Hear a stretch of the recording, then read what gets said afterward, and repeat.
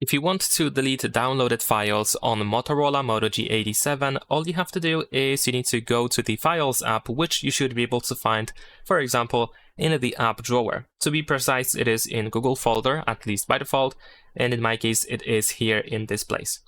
So once you open the Files app, as you can see, we have the list of categories, and we can just go to Downloads.